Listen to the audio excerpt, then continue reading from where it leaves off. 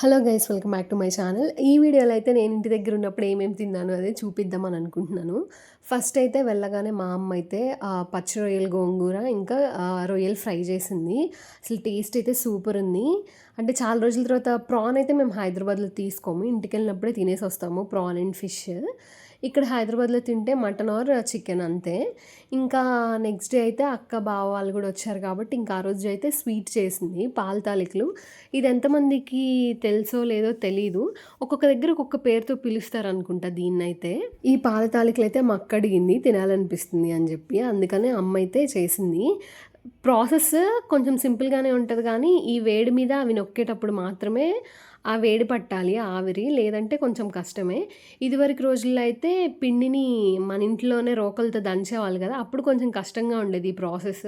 ఇప్పుడైతే మనకి ఇంకా పిండి మరలు చాలా వచ్చేసినాయి కాబట్టి ఇంకా కష్టం ఏం లేదు, నార్మల్గా సింపుల్గానే అయిపోతుంది. నాకు బాగా గుర్తు, మా అమ్మ మేము చిన్నగా ఉన్నప్పుడు ఎప్పుడు మా అమ్మమ్మ దగ్గరికి వెళ్ళినా కానీ వెళ్ళిన ప్రతిసారి పాల తాలికలు తయారు చేసుకొని మాత్రం వెళ్ళేది. అంత ఇష్టంగా తినేది మా అమ్మమ్మ కూడా. ఇంకా నెక్స్ట్ డే అయితే ఈవినింగ్ స్నాక్ కింద దిబ్బ రొట్టె అయితే చేసింది. దిబ్బ రొట్టె అంటే మీ అందరికి తెలిసింది, దోస పిండినే కొంచెం గట్టిగా పట్టుకుంటాము, దానిలో కొంచెం బెల్లం ఇలాచి వేసుకుంటాము. కొంతమంది తీపి దిబ్బ రొట్టె కాకుండా నార్మల్ది కూడా వేసుకుంటారు కదా, మేమైతే తీపి దిబ్బ రొట్టె ఇష్టపడతాము.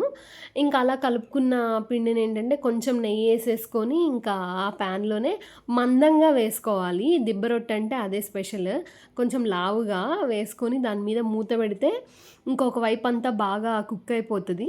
కొంతసేపు అయ్యాక మూత తీసి రెండో వైపు తిప్పుకొని కొంచెం సేపు ఉంచుకుంటే చాలు, ఇక టేస్టీ టేస్టీ దిబ్బ రొట్టె అయితే రెడీ అయిపోతుంది. చాలామంది దీనిలోకి షుగర్ సిరప్ అనో లేకపోతే చెరుకు రసం అనో కాంబినేషన్లో తింటారు, మాకైతే అవి ఏం తెలీదు. మాకు ఓన్లీ తెలిసింది సింపుల్గా ఆ దోస పిండిలో కొంచెం బెల్లం ఇలాచీ పౌడర్ వేసుకొని ఇలా దిబ్బ రొట్టె వేసుకోవడం, అదొక్కటే తెలుసు. నేను బెంగళూరులో అయినప్పుడు ఆ కాంబినేషన్స్తో దొరికాయి అనమాట షాప్స్లో. మేము మా ఇంటి దగ్గర ఉన్నప్పుడైతే అసలు ఫుల్ ఎండలు ఉన్నాయి. ఇంకా మేము రేపు వచ్చేస్తాము అంటే ముందు రోజు నుంచి వర్షం లైట్గా పడింది. ఇంకా అందుకని చెప్పి నేనైతే మార్నింగ్ అలా టెర్రస్ పైకి వెళ్దామని చెప్పి మా హస్బెండ్ని అడిగాను. ప్రశాంతంగా అనిపించింది చాలా రోజుల తర్వాత. అక్కడ ఉన్న అన్ని రోజుల్లో వేడిగానే ఉండింది అసలు. అంటే ఆంధ్రాలో ఇంకా ఎండలు తగ్గలేదు, ఇప్పుడు కూడా వర్షాలు సరిగ్గా లేవనే చెప్తున్నారు మా అమ్మ వాళ్ళని అడిగినప్పుడల్లా. అక్కడ వర్షం పడినప్పుడు మాత్రం ఇంటికి పైకి ఎక్కితే మాత్రం అసలు చాలా ప్రశాంతంగా అనిపించింది. ఇంకా పైనుంచి చూస్తూ ఉండడం మా హస్బెండ్కి అలవాటు, ఎందుకంటే మాకు పైన అయితే ఒక రూమ్ ఉంటుంది అనమాట. డే మొత్తం వర్క్ చేసుకొని ఇంకా పైకైతే వచ్చేస్తాము ఆ పెంట్ హౌస్, ఈవినింగ్ కొంచెంసేపు అలా వాక్ చేసేసి. ఆ రోజు మాత్రం వర్షం పడింది కదా, చాలా చల్లగా ఉంది. ఇంకా మార్నింగ్ టైంలో ఇంకా చల్లగా ఉంది కదా, కొంతసేపు అలా పైకెళ్ళేసి వద్దాము అని చెప్పి పైకైతే వచ్చాము. మా ఇంటి పైనుంచి చూస్తే మాకు పక్కకే రైల్వే ట్రాక్ ఉంటదనమాట. మీకు కనిపిస్తుందో లేదో ఇక్కడ, మా హస్బెండ్ జూమ్ చేశారు కదా, అక్కడ రైల్వే ట్రాక్ ఉంటుంది, అంత దగ్గర అనమాట. ఇంతకుముందు పాత ఇల్లు అయితే అసలు మరీ ఆ ట్రాక్ పక్కనే, ఇంకా మరీ పక్కకే అయిపోయింది. లైన్ ఎక్స్టెండ్ చేసిన తర్వాత 4th లైన్ వచ్చిన తర్వాత ఇంకా దగ్గర అయిపోయింది అని చెప్పి అక్కడి నుంచి అయితే ఇటు షిఫ్ట్ అయ్యి ఇక్కడైతే ఇల్లు కట్టించారు మా నాన్న. ఎన్ని ఇయర్స్ పట్టిందో మా నాన్నకి ఆ ఇల్లు కట్టియడానికి, అంటే మమ్మల్ని చదివేయడానికే సరిపోయింది. అంటే పేరెంట్స్ నాకు అనిపిస్తుంది ఇప్పుడు కూడా వాళ్ళేం వాళ్ళ కోసం ఇల్లు కట్టించుకోలేదు, తన కొడుకు కోసం ఆరెల్స్ తన పిల్లలు అనే వాళ్ళ కోసం కట్టించుకున్నాడు. ఎందుకు అనిపిస్తుంది అంటే ఇన్ని ఇయర్స్ ఆ పాత ఇంట్లో ఉన్న మనిషి ఇంకొక తను ఉన్నన్ని రోజులు ఆ ఇంట్లో ఉండలేడా, ఉండగలడు. బట్ ఏంటి అంటే పిల్లలకి మంచిగా ఉండాలి ఫెసిలిటీస్ అని చెప్పి ఇప్పుడు.